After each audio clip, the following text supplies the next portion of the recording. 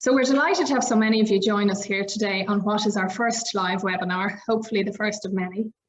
And if your numbers are anything to go by, we've chosen a topic that seems to really resonate with a number of you. So I'm looking forward to lots of active and lively discussion on the topic. In setting up the Green Team Network, our objective was very much to bring the Irish funds and investment industry together to one overall movement, one overall voice towards amplifying our impact on tackling sustainability and climate change. We wanted to create a forum where everyone could raise their game, be you big, small, junior, senior, individual or corporate. And we see the development of roles in ESG and sustainability as a key part of the solution here, hence the topic. And as I said earlier, judging by the numbers, it seems you maybe share the same view. Many thanks today to Grant Thornton for hosting the webinar and to Irish Funds for continually supporting us in promoting the Green Team Network from the get-go and in the run-up to events such as these. We have a great lineup today and more on that shortly. But firstly, we are delighted, and I think it's very fitting, that who we have to launch the first ever Green Team Network webinar is Mr. Eamon Ryan, Minister for Environment, Climate and Communications. Thanks, Minister, and over to you.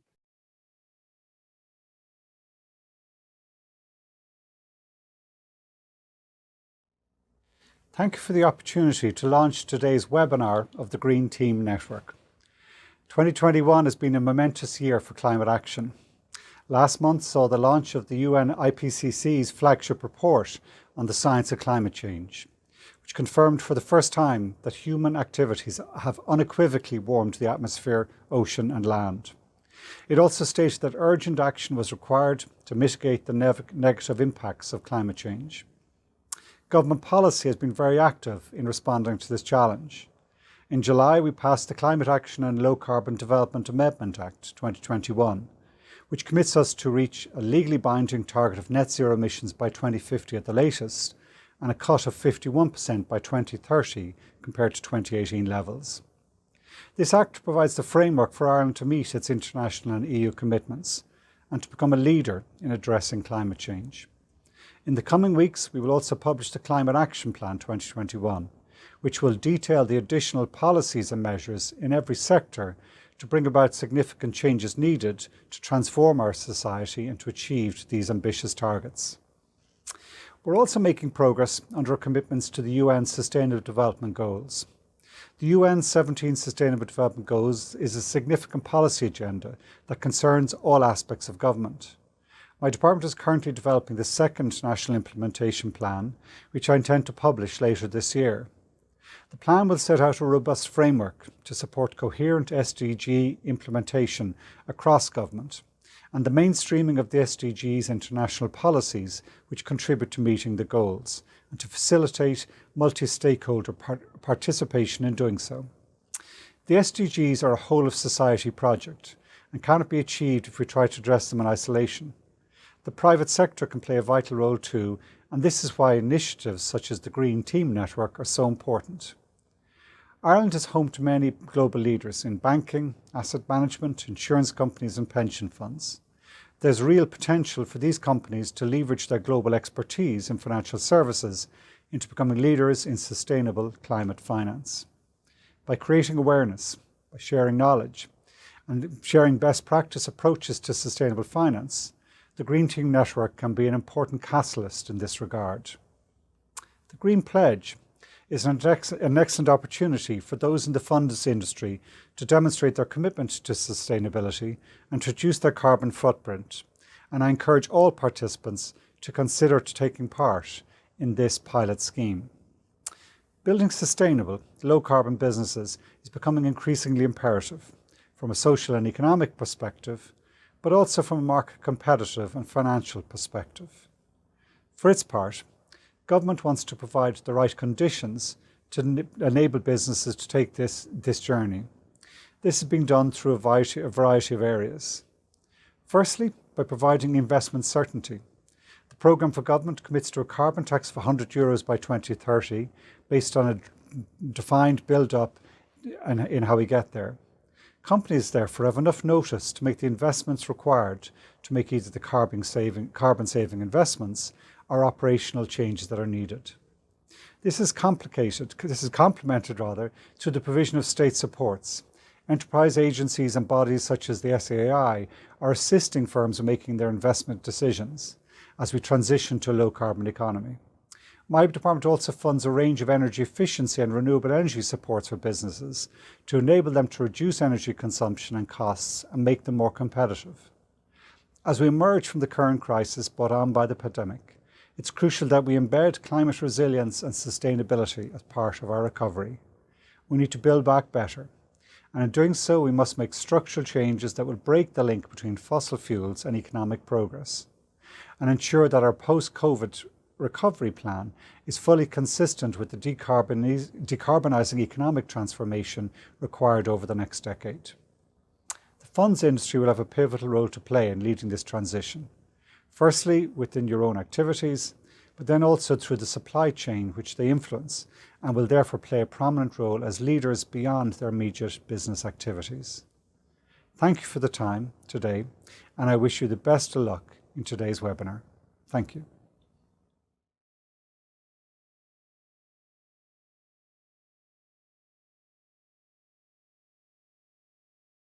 If I could move on to our wonderful panel that we've assembled here today.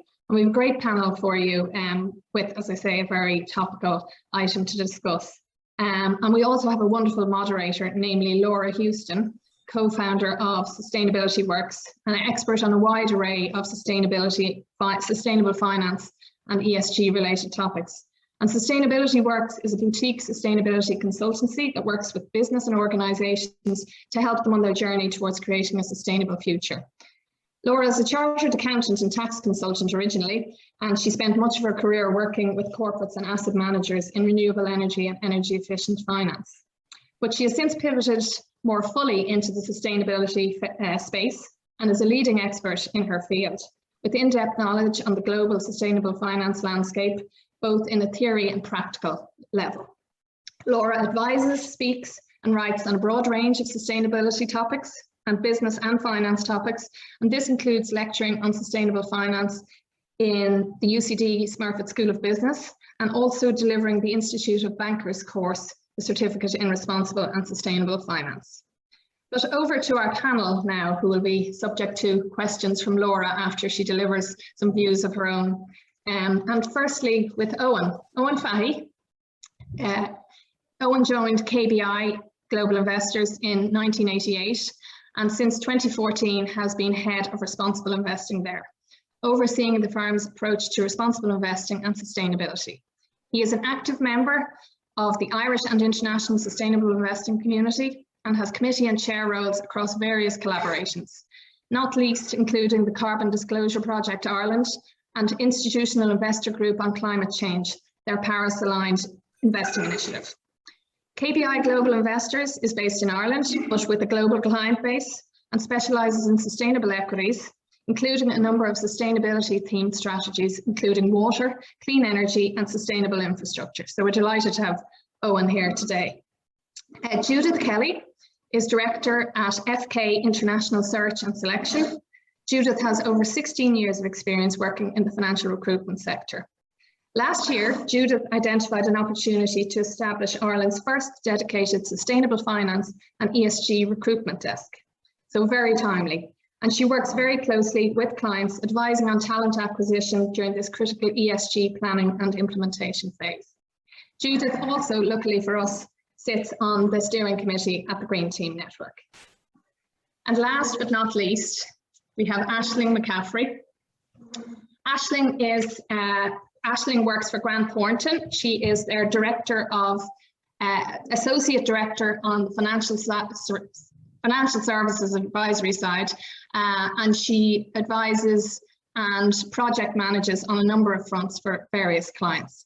Increasingly, sustainability advisory has entered her role, and Aisling has also been to Munich this summer as part of the One Young World Summit of global young leaders, where, as a result of being selected as the Chartered Star, she represented Chartered Accountants Ireland there.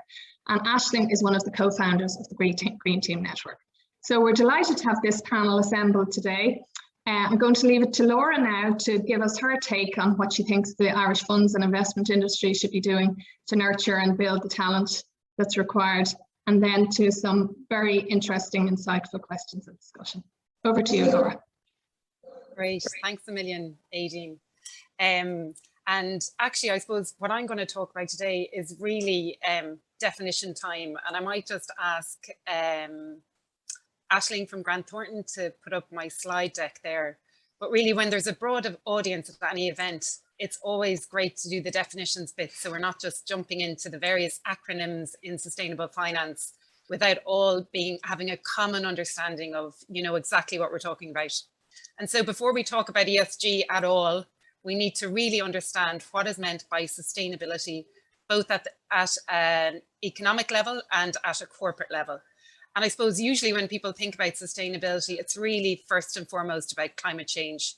But sustainability as a term relating to economic development is much broader than that. And as you can see from this Venn diagram here, which is, the generally accepted way of thinking about sustainability across 3 pillars, is it covers social, environmental and economic issues, or people, planet and prosperity. And it's really about achieving a balance between all of these things so that current and future generations can thrive. So even in its most basic meaning, it's not about profit before people or planet, nor the other way around. It's really recognizing the need for prosperity and profit while also respecting or costing in people and planet factors and risks. And it's always helpful to go back to that dictionary definition of what sustainable is. And it simply means being able to continue over a period of time. That's all that it is. And when we talk about sustainability today, it's really, can we continue to live and produce and consume in the way that we are currently doing?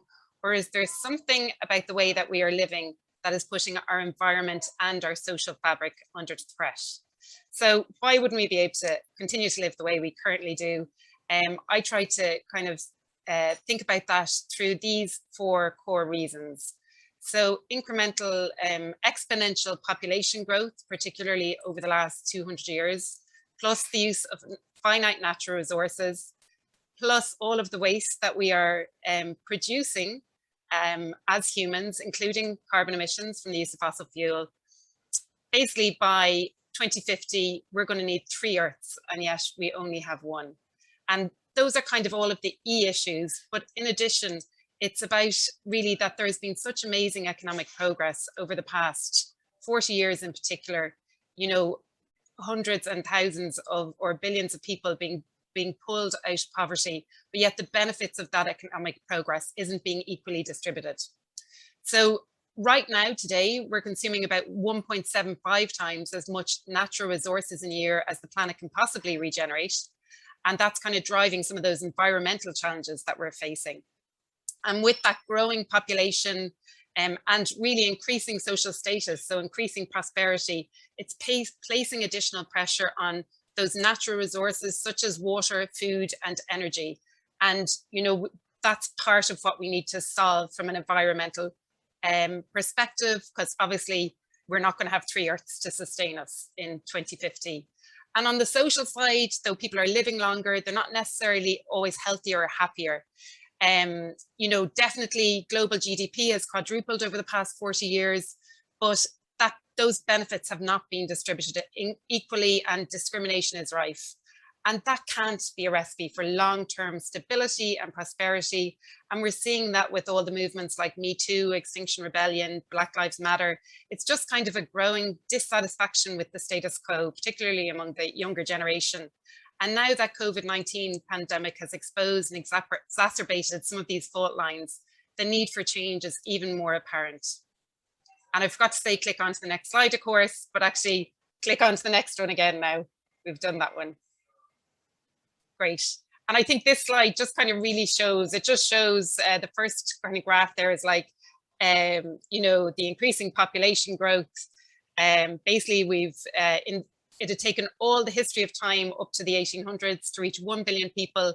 And we've just grown exponentially since then up to 8 billion, close to 8 billion. And then you can see the kind of impacts on that from an environmental perspective. So there's no doubt, it is just simply by virtue of human population on an Earth with finite resources, that we're running into some of these challenges. Next slide.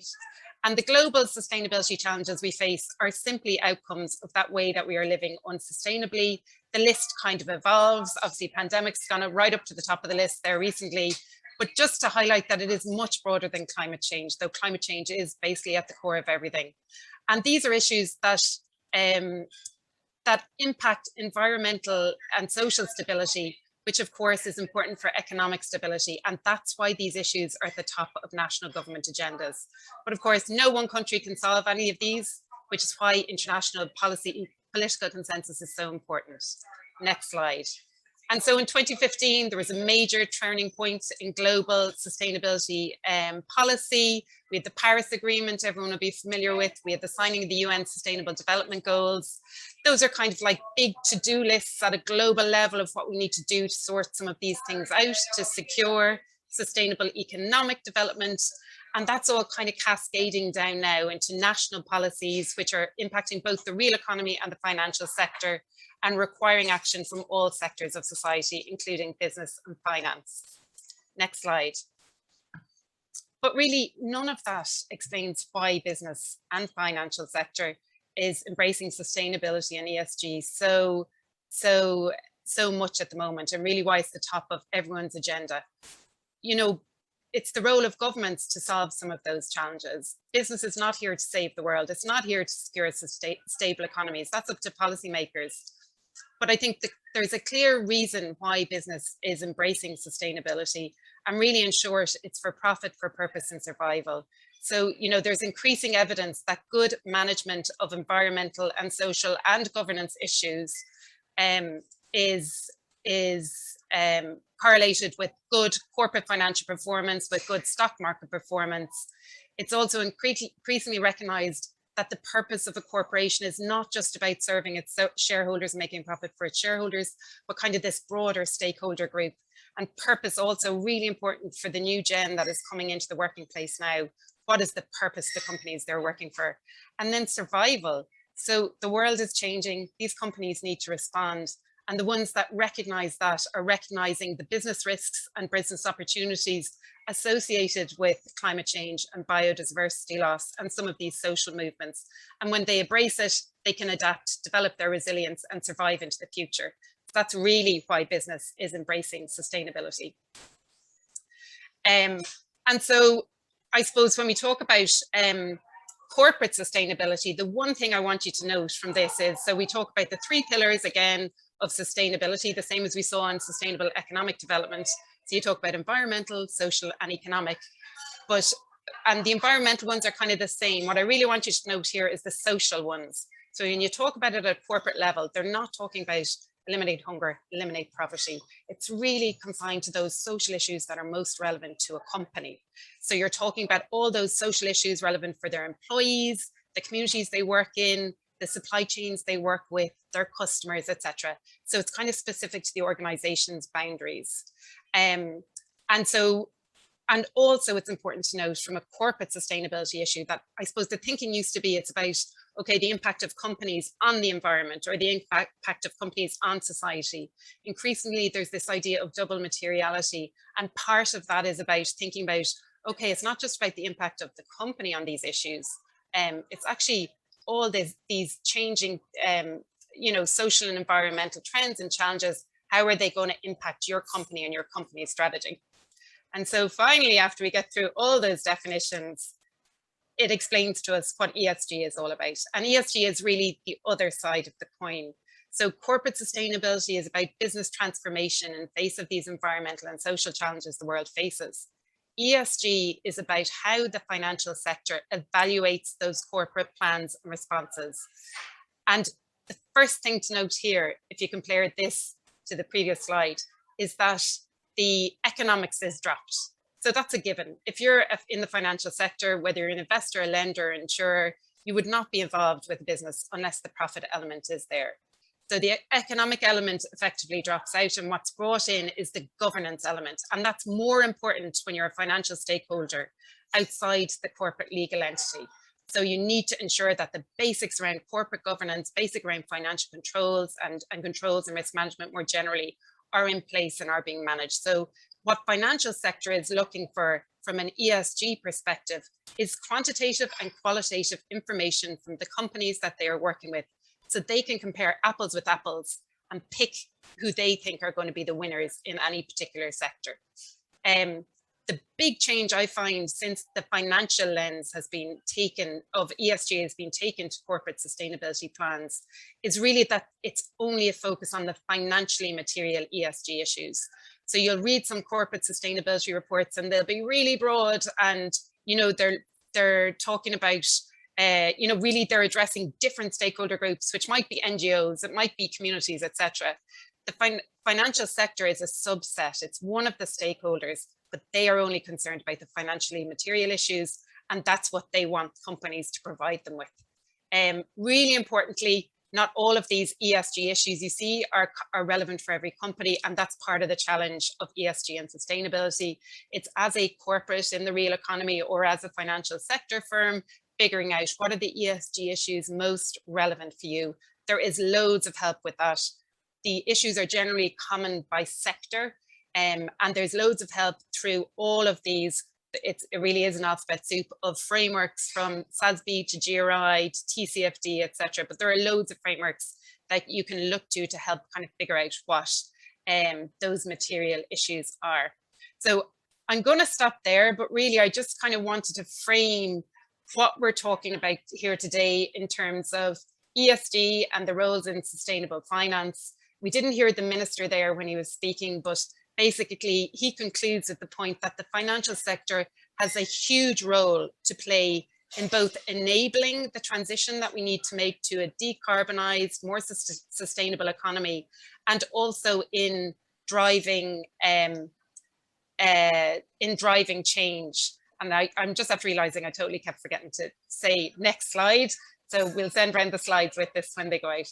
But he talks about the huge role of the financial sector in enabling and driving change and managing some of these risks we face, and a huge role that the fund sector has to play within that.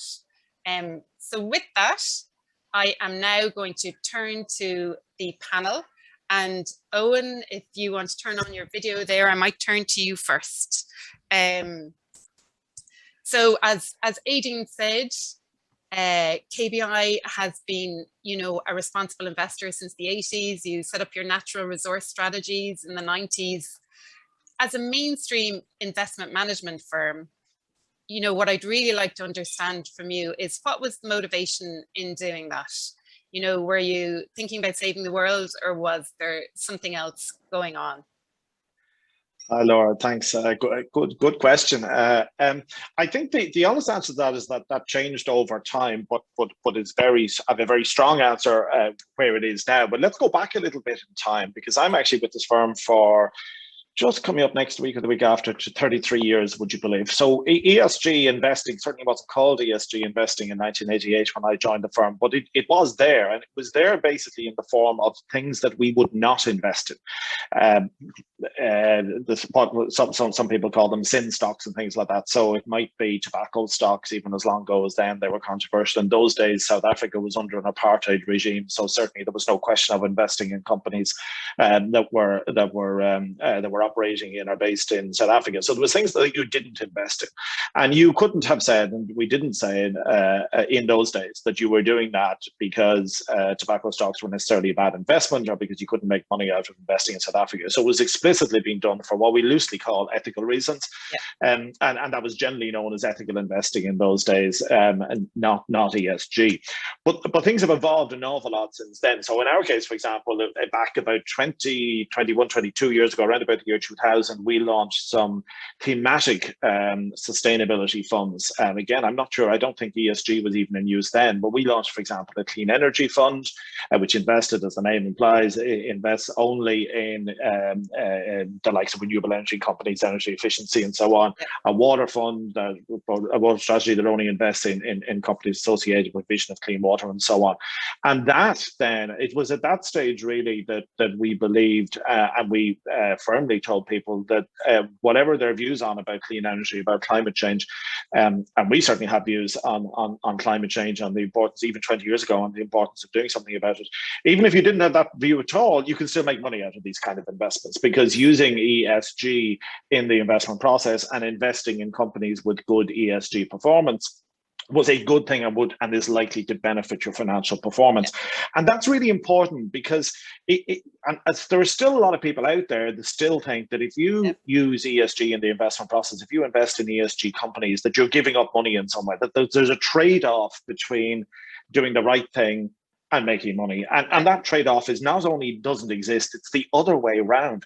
Why on earth would you not look, when you're making an investment decision, why would you not look to see how that company is managing its carbon emissions? Why would you not look and say, is it treating its company well? Because its staff well. If it's treating its staff well, if it's being careful about its supply chain and making sure there's no abuses in it, if it's managing its carbon footprint well, if it's managing all these other ESG issues, the kind of issues you went through, Laura, if it's managing those issues well, that is a matter of common sense. It's likely to be a well-managed company, and it's likely to be one that will perform well in the portfolio together. So in the future. So we absolutely reject out of hand the idea that using ESG in the investment process costs money. And we don't do it.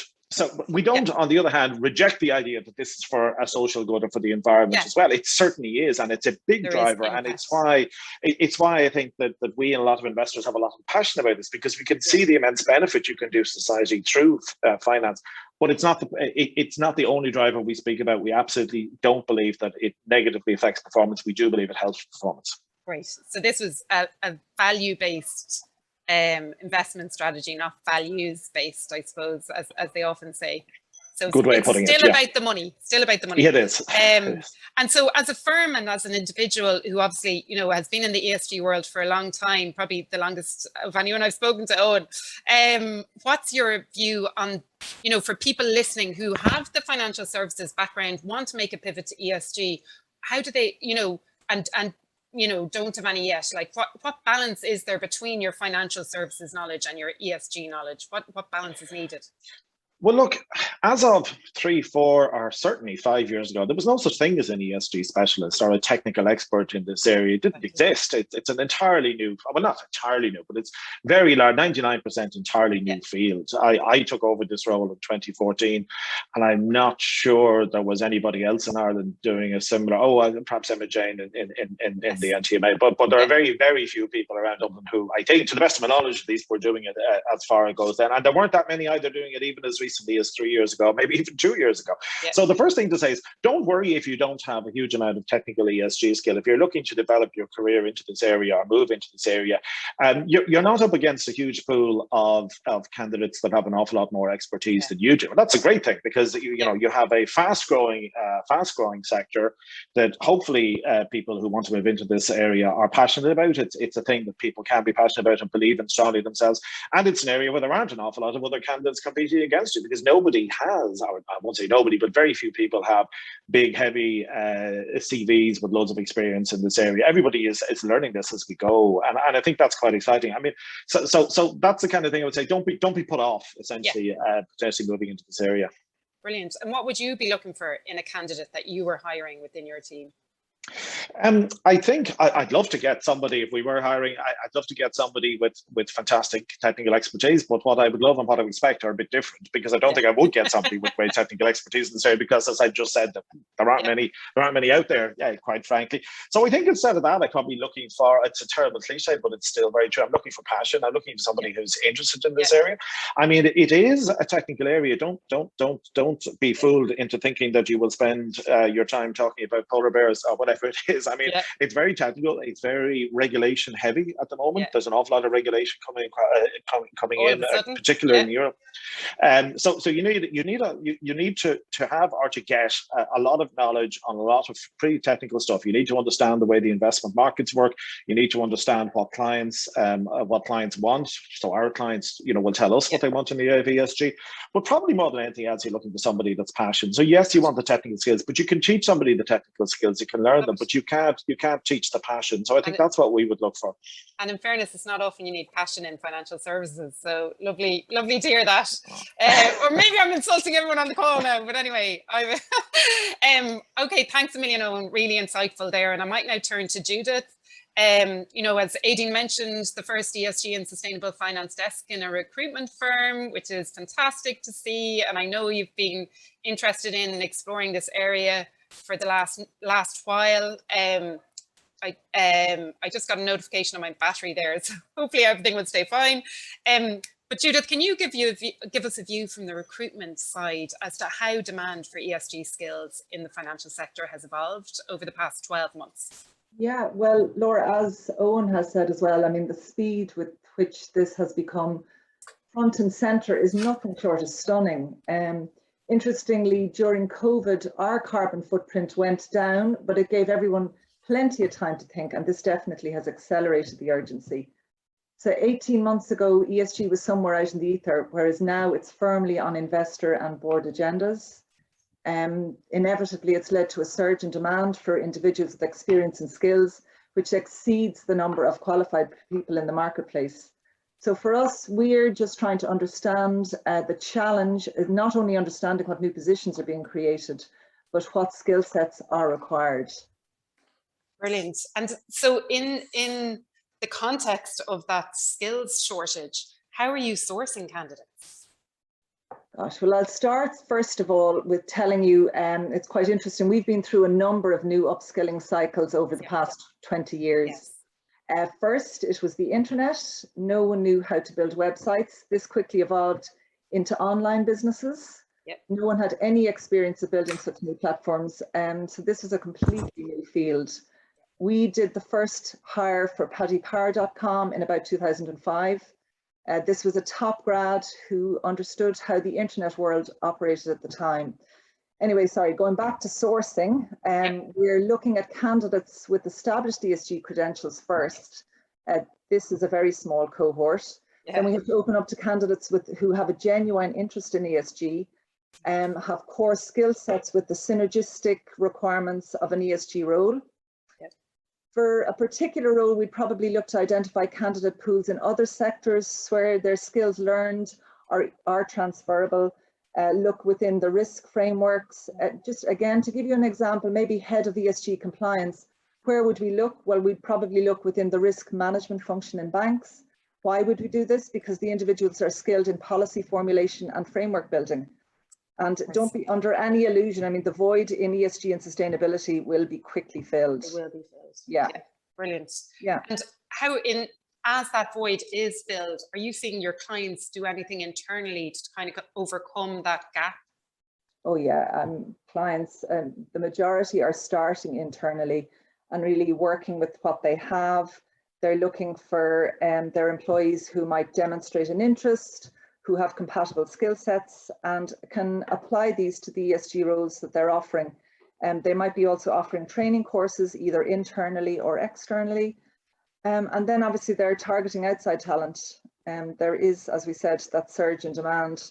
So yeah, it's a period. So definitely, it sounds like if you're in a financial services firm at the moment, you don't need to think about moving off to a specialized niche ESG firm. It's nearly about looking around within your firm and trying to figure out what the opportunities are there for you as well. Absolutely, absolutely. And unfortunately, there isn't any magic upskilling bullet, you know. Yeah. You just have to do the courses. And Owen had said previously, it's about your passion and your vision as well. You know, you definitely have to have an interest. And are there any recruitment hotspots at the moment that you're seeing in particular? Oh my gosh, yeah. We're seeing this across all competencies. Yeah. The regulators need staff as they look to embed these into their regulatory frameworks. Fund managers need analysts and researchers. Professional service firms, us included, we're ramping up our advisory offering. Work for advisors across the ESG spectrum, from ESG strategy, policy formulation, ESG planning, embedding frameworks, compliance. I mean, it's just endless. It really is everywhere. So lots of opportunities for everyone that's loads of opportunity. I mean, and as Owen has mentioned as well, you know, investors are pushing boards, the boards are pushing the executives. the executives are scrambling to implement, and the corporates, they're really pushing the boat to make sure that ESG is part of everybody's day-to-day modus operandi. Brilliant, brilliant. Okay, that's great to hear what's actually really happening on the ground in terms of opportunities arising. So I might go to Aisling now, Aisling Mccaffrey from Grant Thornton. Aisling, you're obviously a chartered accountant, like myself, working in FS Advisory. Can you explain, I suppose, and you're one of the founders of the Green Team Network along with Aideen, can you explain how you, how sustainable finance first came across your desk, in what context? Yeah, I guess, like, as we're talking about it, it has been, for me, it's been more of a recent thing in terms of from a work perspective. And I guess that's been driven mainly by just the increase in, as Owen mentioned, the increase in regulation. It's being brought to clients' attention in a way that it maybe hasn't before, and moved away from the kind of CSR side of the house to actually into looking at, you know, risk management frameworks and how do you incorporate risk.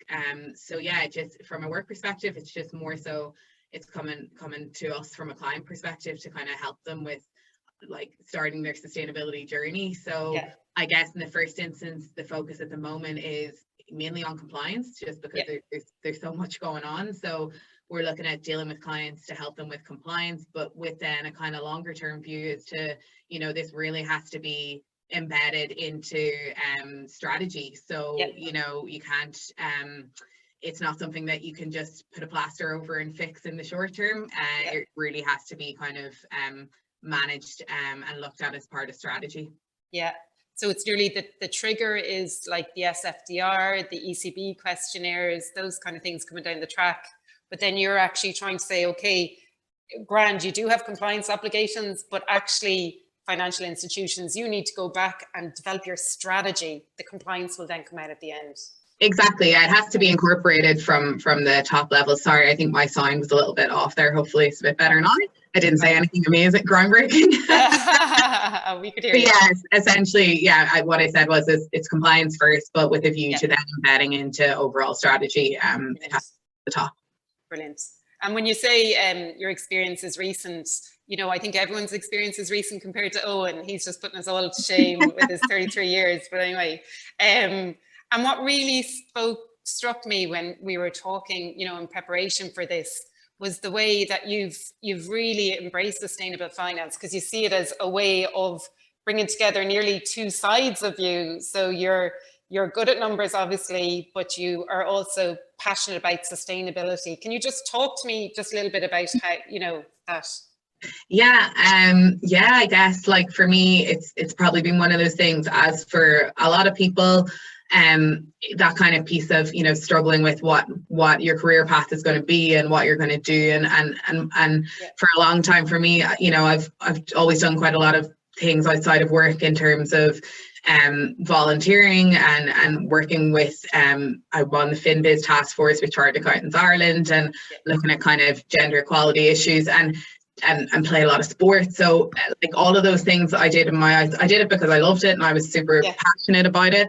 And to be honest, one of the things that clicked for me was doing research around sustainable finance and frameworks, and actually looking at strategy and how a company would look at, you mentioned it in your piece, you know, look at the SDGs and how that would fit into their framework. That almost was like a light bulb moment for me, where I was like, oh, all these things that I'm doing that I'm super passionate about, actually I can map them to these SDGs, and actually they all come under an umbrella essentially of sustainability.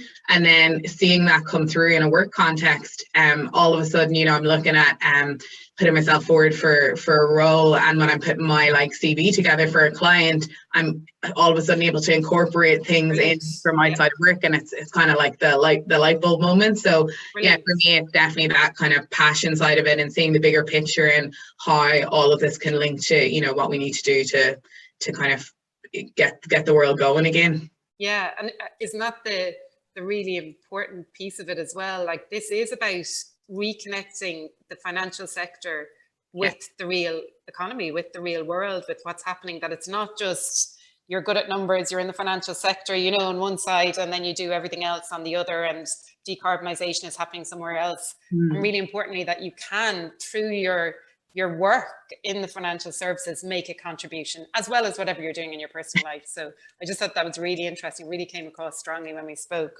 And you also mentioned that you recently represented Ireland at the One Young World Global Forum for Young Leaders, which is amazing.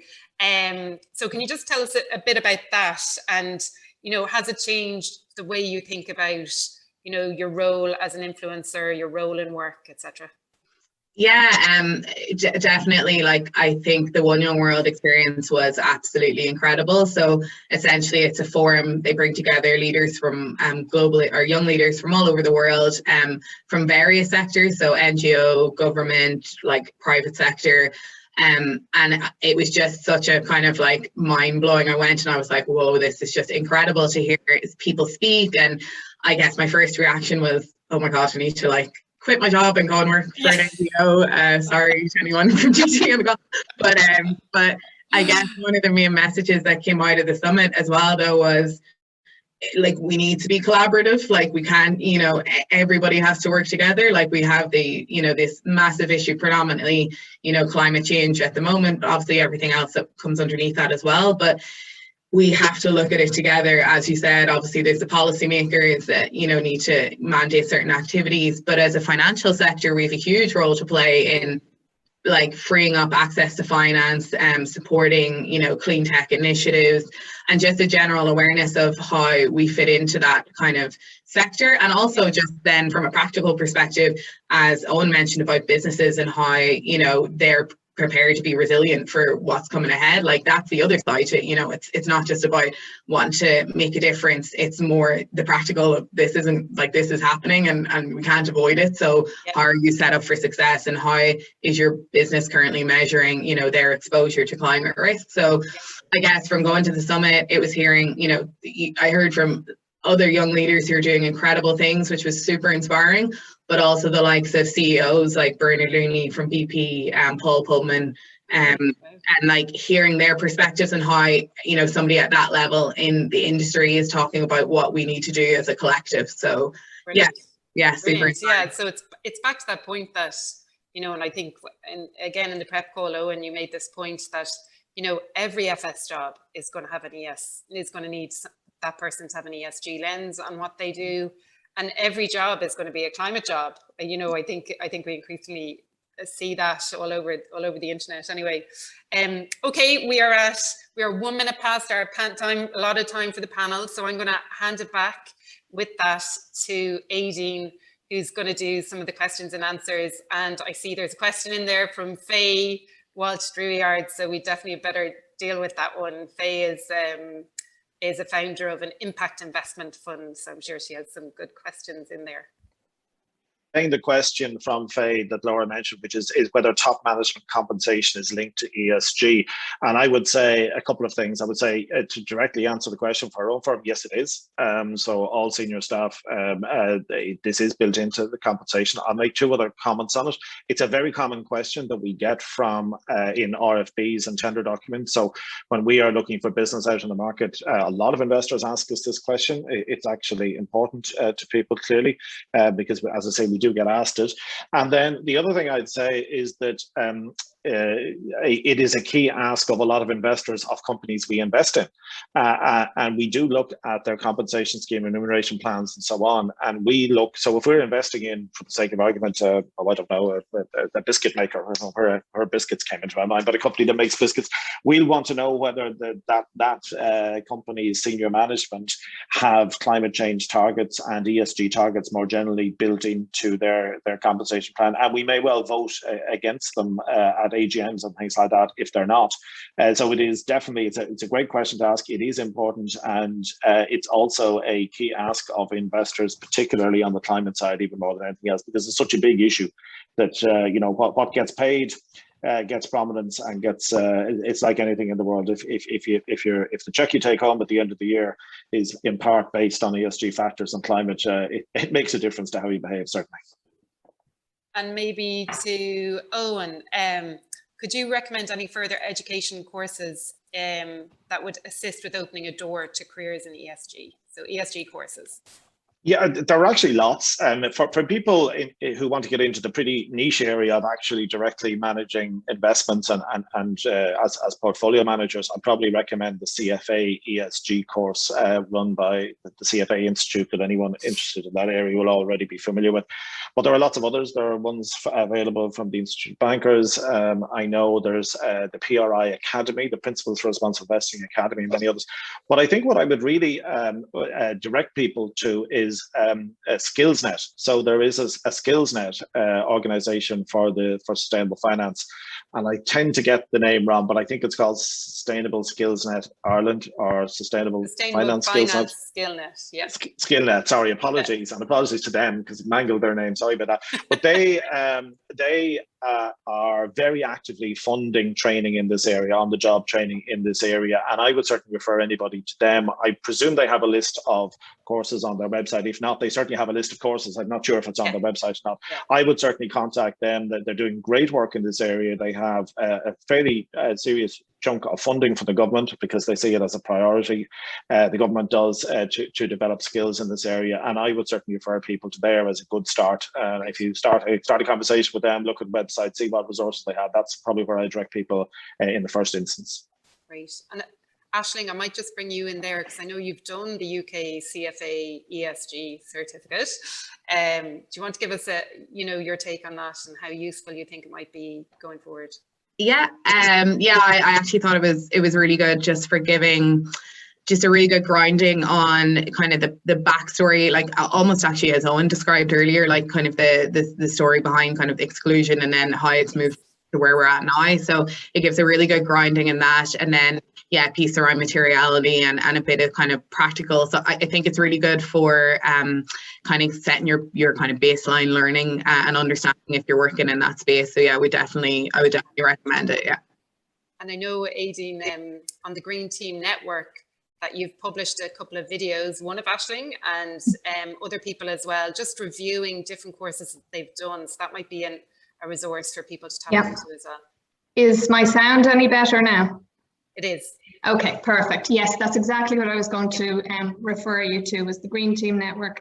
In the resources page, there's a knowledge hub, and under that we've listed details of really any courses we've come across in this space. And we have three of those courses reviewed already by different people in the industry, of whom Aisling is one of them. So it's probably a good place to start. And we're very interested in people who've attended other courses and qualifications to hear from them, and we'll include their take on it in there as well. Yeah. Great. You go ahead then. Yeah, I was just going to, a very interesting question here, I thought. You mentioned people with FS experience upskilling in ESG. What about ESG people upskilling in FS? What would you recommend? Is an accounting qualification desirable? What would, and really the crux of the question is, what would best complement someone with a passion for FS and ESG?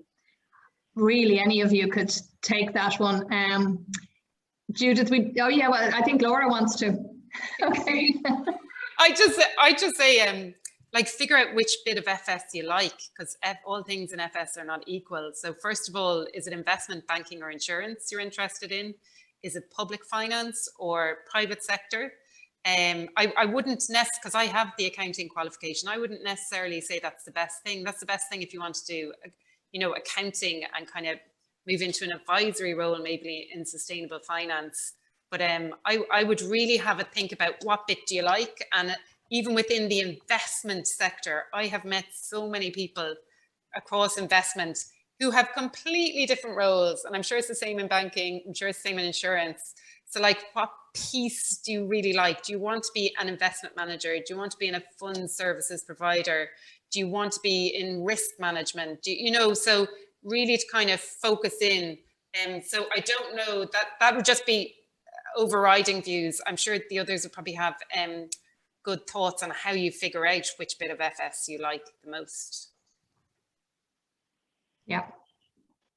And actually it kind of leads into a question for Judith, I suppose, here is, would you have words of advice for professionals wanting to transfer into ESG roles? I mean, a lot of it, Laura's touched on, figure out what you like, but beyond that, there's some initial steps? It is. It's definitely about where your interest lies and what your passions are. And then I would advise read, research, do courses. There's plenty out there. We've just talked about that. Attend webinars, demonstrate to employers your genuine interest. You know, your career doesn't stop. You continue to learn all through your career. You need to, at interview, if you're preparing for interview, why and what are you doing to upskill?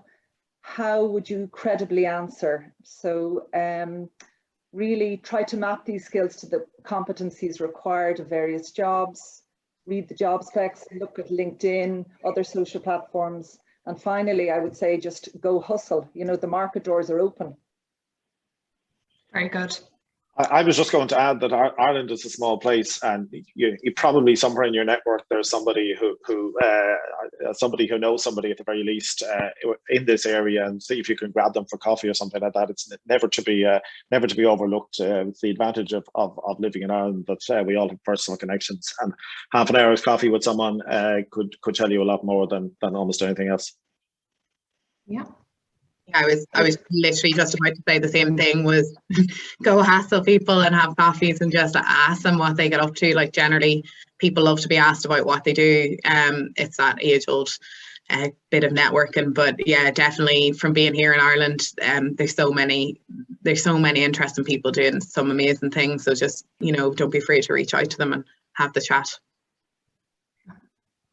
And I think as well, you know, you could be an employer who knows you need to build up on the ESG sustainability side of things. There could very well be someone right under your nose who is passionate and interested in, maybe in their personal life, very involved in that space. I mean, if you can bring the two together, but then it's up to that employee to make it known that they're interested in that space. And then, so the two sides must collide for that to happen, I guess. We have a question here. We have a couple of minutes left for questions and then we'll wrap up. One really was related, if this is for Owen. So the global financial crisis, a lot of people would say, you know, there was misunderstanding on a lot of parts regarding the complexities of certain financial products and nobody really speaking up and wanting to spoil the party. Could you conceivably see a situation where ESG could be the same? People not fully understanding but going with it anyway, or what do you see there? Yeah, that's an interesting question. So my first reaction would be probably not, that I don't think that the surge or tsunami of interest in ESG is going to cause some kind of systemic problem.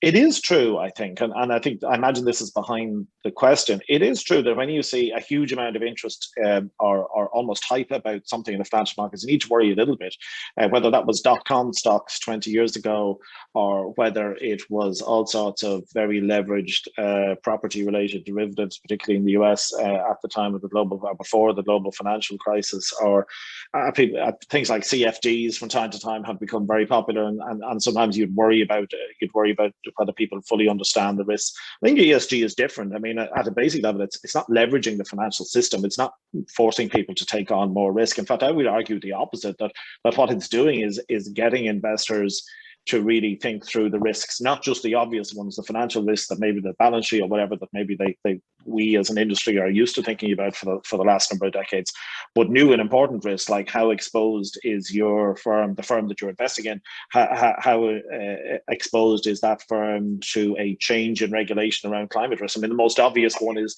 the risk of investing in a fossil fuel company that will be told in 5 or 10 years' time that you can't burn those fossil fuels anymore, that type of thing. That's thinking about risk in a way we haven't in the past. So yes, there's a huge surge in interest in ESG, but I don't see it as potentially dangerous. I do see where the question's coming from, but I don't see it as potentially dangerous. I think this is quite different to the kind of hype that we saw on individual financial products that sometimes, arguably at least, and actually in the past in some cases were dangerous to the financial system. I don't think that's true now. It's a different type of scenario. What we're seeing here now, though, I think is I just finish on this quickly. What you're seeing is ESG becoming mainstream. I think rather than being a new product or a new fad, it is the integration of ESG into the mainstream. The surprise will be not that people lose interest in ESG in 3 or 5 years' time, but people will be mystified as to how anybody ever invested and didn't bother to take ESG into account.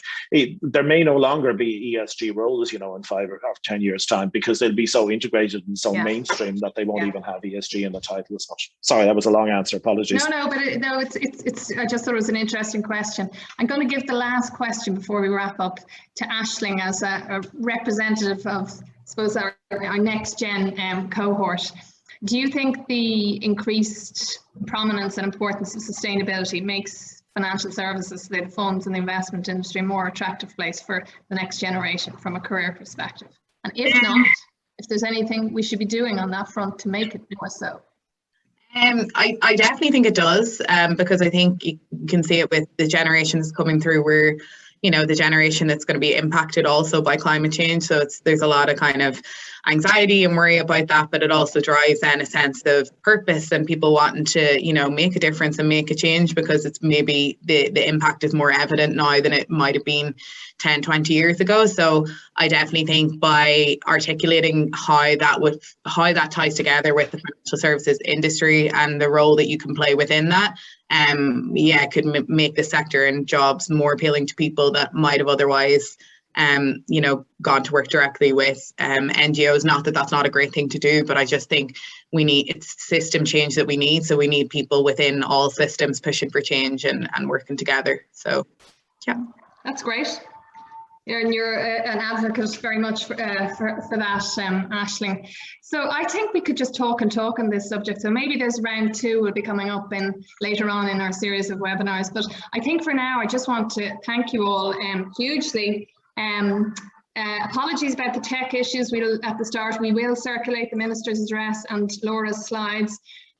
See, this is what happens when people are passionate about sustainability and ESG. We all get carried away and forget the formalities. However, just to say a huge thanks. I mean, Laura, as always, spoke on what can be a complex topic in plain common sense language that we can all understand. So I always find that very refreshing. I think the questions and the perspectives we heard were all incredibly insightful.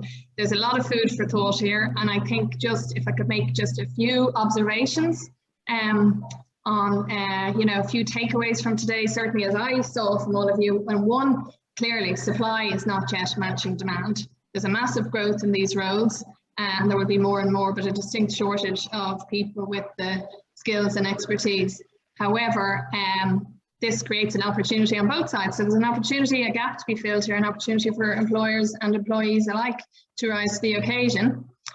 Secondly, careers these days are far less linear. I think we'd umpteen examples, hotspots as we referred to them, and Judith referenced various roles.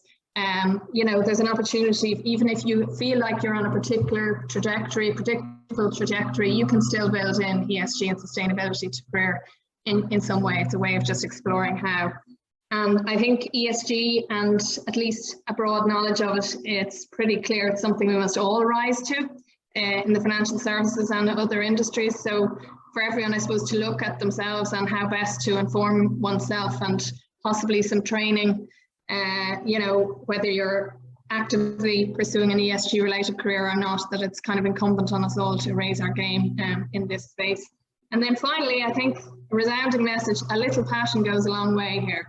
So even if you don't today have all the requisite skills as you'd see them, that is something you can work on. But if you demonstrate a clear passion and conviction in your particular area, like the mapping of SDGs, as Aisling mentioned, mapping your career across the SDGs, that means something to you, well, then you have the potential for a win-win situation of a great professional career aligned with your own particular interests. So in lots of different ways, it's beholden to all of us in the funds and investment industry to see how we can play our part in promoting sustainable practices and climate action. So I would like to just thank you all again. Fantastic audience, wonderful questions. Thanks for your participation. Grant Thornton again for the technology and supporting us today, who alongside Irish Funds, if it weren't for the two of them, there would not be any Green Team Network as yet, because we were born out of the Sustainathon initiative, and we're delighted that that has happened. So on that note, I would like to acknowledge our fantastic steering committee also, who've been beavering away in the background there ever since we started on events like these and other initiatives. We simply couldn't do it without the power of the people. But before we wrap up, I just want to share some exciting news that is coming up in the next few weeks. Our Green Pledge Committee and the Green Team Network have been working away on developing what will be our call to action of the Irish funds industry. It is a green pledge that companies in the industry can adopt. It'll be an online tool to encourage and support firms in the industry to take steps to reduce their carbon emissions and tackle sustainability.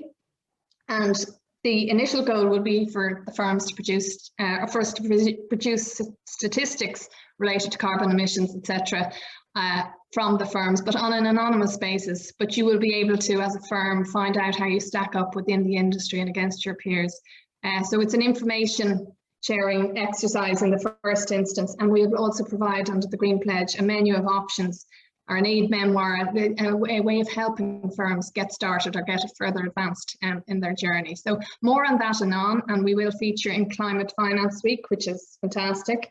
But if you want to be kept up to date and hear more, go onto our website, greenteamnetwork.ie. There's a simple form to fill out there with your email address, and you will get all the updates, or indeed follow us on our LinkedIn page either. So I think on that note, to be continued. Thank you all so much. Have a great afternoon. Thank you.